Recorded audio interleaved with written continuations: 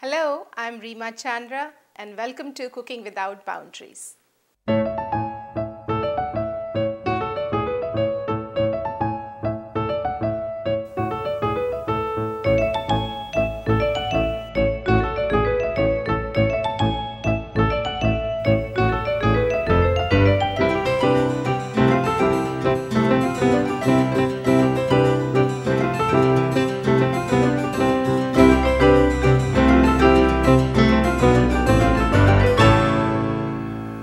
Today when I was preparing and thinking what to make on today's show, I was totally confused, utterly lost, not being able to decide. And I think many of you out there are also in the same boat with what to cook and not being able to decide.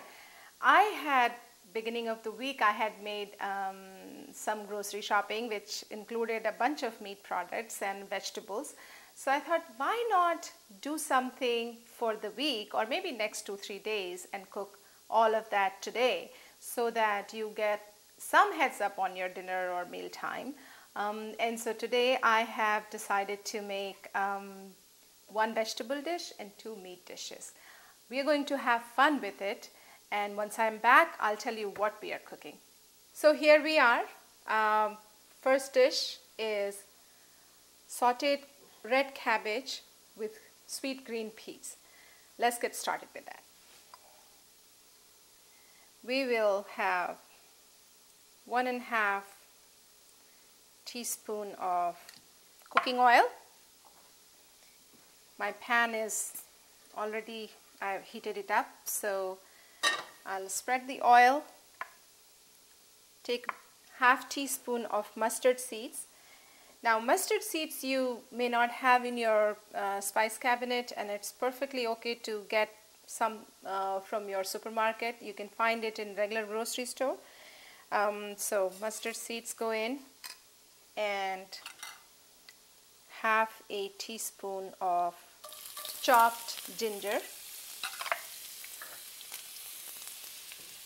And let's take out my favorite spatula. Let the mustard seeds crack,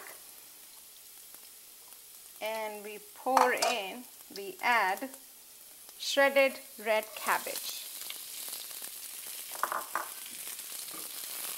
Mix it as well as you can quickly. Now this is a wide mouth flat non-stick pan, so it doesn't require much oil. And also because of it being wide and flame at medium, this is not going to release water. You do not want it to release water. You just want it to saute dry. So I will spread it around. It's going to sit there and get cooked for, let's say, 3 minutes, and then we're going to come back and add frozen peas to it. So checking on the red cabbage, and they turn color a little, and I can see some getting charred here, so they're ready to take peas in. Let's add peas. This is 1 cup of frozen petite sweet green peas, and what I did was I actually put it in microwave for 2 minutes and then added it here.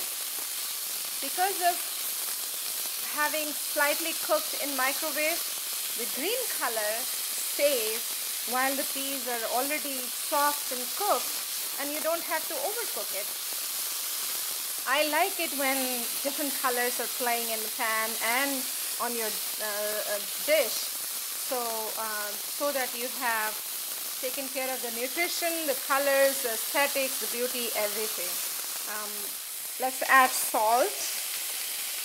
Water, I would just go with 1/4 teaspoon of salt. What else? Black pepper. Here's my freshly grounded black pepper. I'm just going to take a pinch of it, and I wish I had a measuring spoon smaller than 1/4. I don't. So I'm just going to take a pinch and sprinkle. And our sauteed cabbage, red cabbage with sweet peas is ready. Let's switch off the stove and serve it on a serving dish and let's get started with our next dish. So as I promised, we are going to have fun on this particular cooking show. So next dish is lamb chops, and the way we are going to prepare is keep it with some moisture in. Before we get started, let me talk to you about what is necessary in your dinner plate for you to feel that this is tasty, this is healthy, this is edible. And if you keep it all dry, all of the various 3 or 4 dishes dry, then that's not going to go well with your palate. So you want to combine something with some moisture in it, something dry, something crispy, and all of it together on your dinner plate is what will make it tasty. And of course, you've taken care of the healthy part. So now the lamb dish that we're going to prepare is onion spiced lamb chops with chives. Chives is very easy herb to get in supermarket, onions of course anywhere, and lamb chops are these lamb chops. I bought them in just any grocery store you can go to. I like to have my meat with some bones because it keeps the juices in the meat. So I have about 1.5 pounds of lamb chops, and I'm going to add to this hot pan about a teaspoon of butter, and then add these chops and brown the 2 sides of it and then take it out. So let's do the browning process right now. A variation on this could be chicken, pork chops, even fish. So don't hesitate to do that with whatever you have in your refrigerator, your freezer, your pantry, your grocery basket. I keep saying that cook with what you have. You don't have to run to grocery store all the time.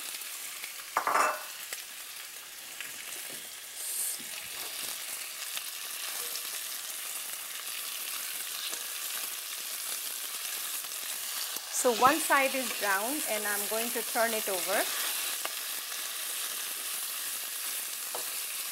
And they look good.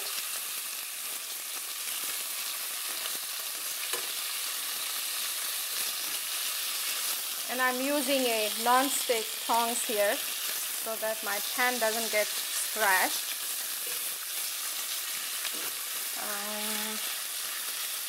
And let it cook for another minute. While that is happening, the moisture in this dish is going to come from its own, from the meat, from onion, from tomatoes, and then we are going to balance ginger and garlic and salt with honey and chives. It all sounds very good. So let's take the meat pieces out. They look good. They look exactly the way I wanted them to. And I like that. And I can control how my ingredients behave.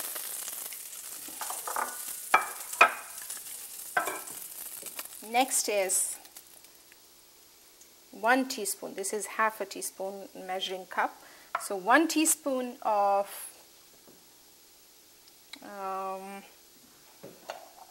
cooking oil in the same pan that you did your lambs, and 1 cup of chopped onion,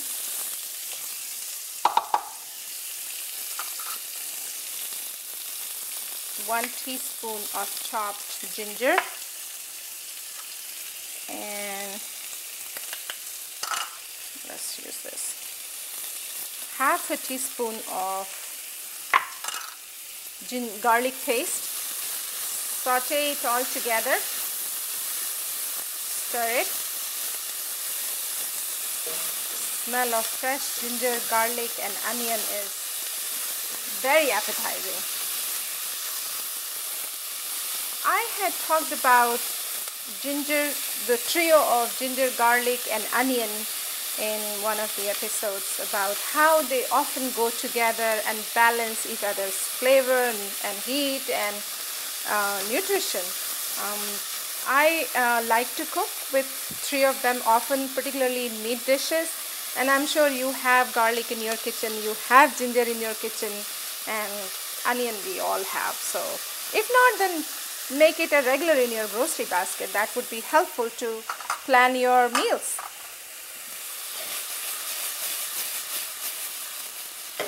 They look good. Onion is browning, and at this point I want to add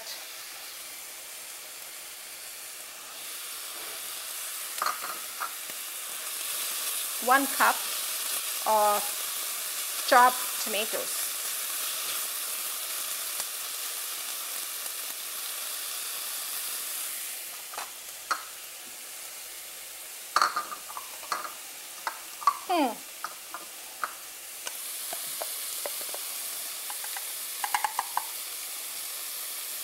Okay, there goes my tomatoes. Mix it together and let it get sauteed and cooked in the pan for about 2 minutes. We'll come back to it. So the onion and tomatoes, they have cooked together and released water, and they look mushy, and I have also been trying to mush them together and mix them together while I'm stirring it. So at this point I want to add salt, and that would be for about a pound and a half of lamb chops. I would add about a teaspoon to begin with, and later we can taste. This is quarters and this is half, so that's tea. And a teaspoon of honey to balance the salt and heat and everything.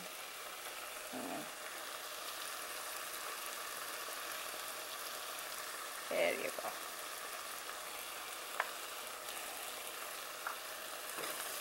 Mix it together.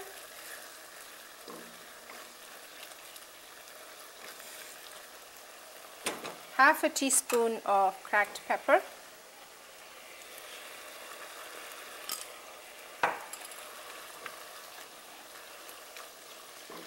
In this dish, if you remember, I talked about 5 essential spices that you should get and keep it in your spice cabinet, and if you don't, you should, because that makes your life easier in making meals. Those 5 essential spices could also be used here if you had them. Today I'm not going to use it because just because you may not have it.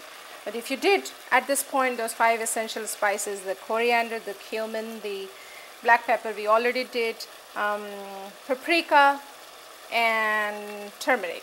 So all of it mixed together, ground it together, and have a teaspoon of that going in at this point. Let's add lamb pieces. Place them.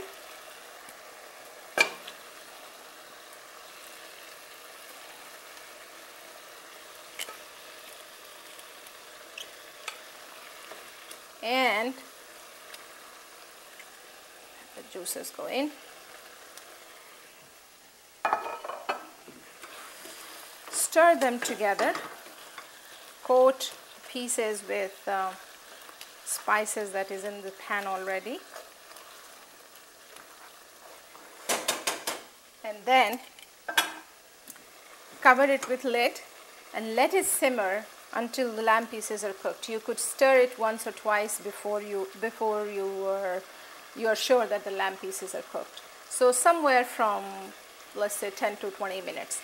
Let's cover the pan, and we're going to, while that would simmer, we're going to start another dish. Continuing on with the fun part, we will now make hot, sweet and tangy pork chops. Now, when I say hot, most of us have paprika in our kitchen. When I say tangy, we have lemon or lime in our kitchen. And sweet, it comes with honey. So let's get started. 2 teaspoons of oil,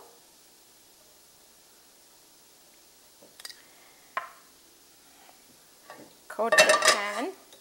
Now it's hot, so I'll hold it, coat the pan, and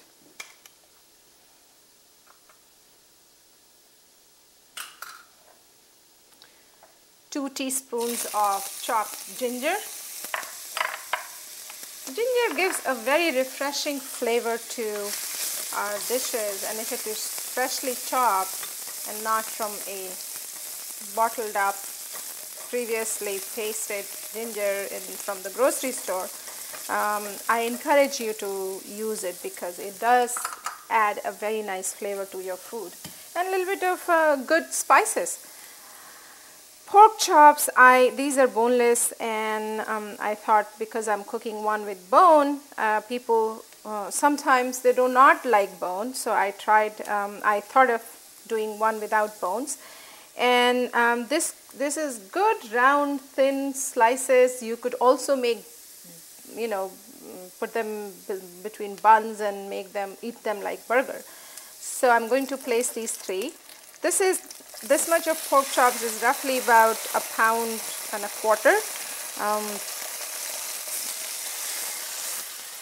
And move them around in the pan. Turn them.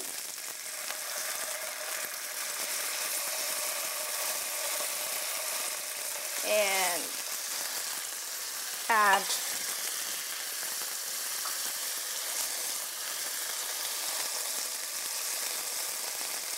two teaspoons of lemon juice, honey. This is about a teaspoon of honey.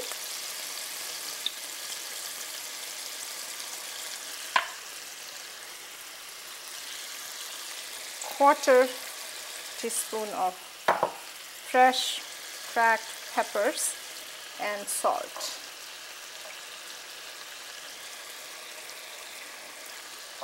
This is about half a teaspoon of salt.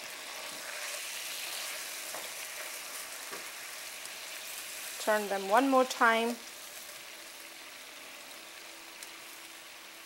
It may look like this is looking very bland right now, but once it cooks, we're going to add more things to it, and that's when you'll see how interesting and how tasty it gets.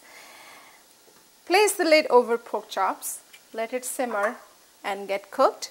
While this meat is cooking and the lamb chops are cooking, we're going to take a break here and come back to finish them off. Onion spiced lambs are ready.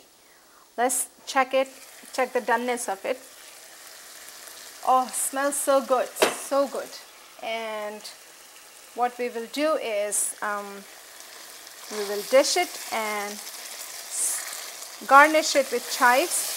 I like to mix a little bit of garnish in the pan itself so that the taste of garnishing gets in the meat. So this is my chives here. Let's do them. Mix in a little bit. Wow, they look so beautiful and so yummy. Let's dish it.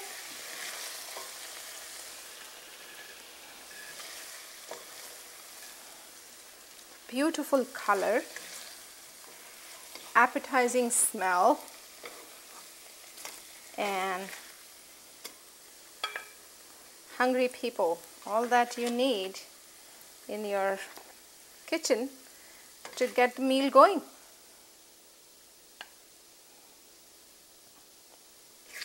Beautiful. Chives brings in that green, little bit of touch of green and fresh herb taste to our lamb dish. Don't leave these last bit of onion and spices in the pan. They are the tastiest stuff. So grab everything, and if still there's some left, put your rice in it, mix it, and then dish the rice in your plate.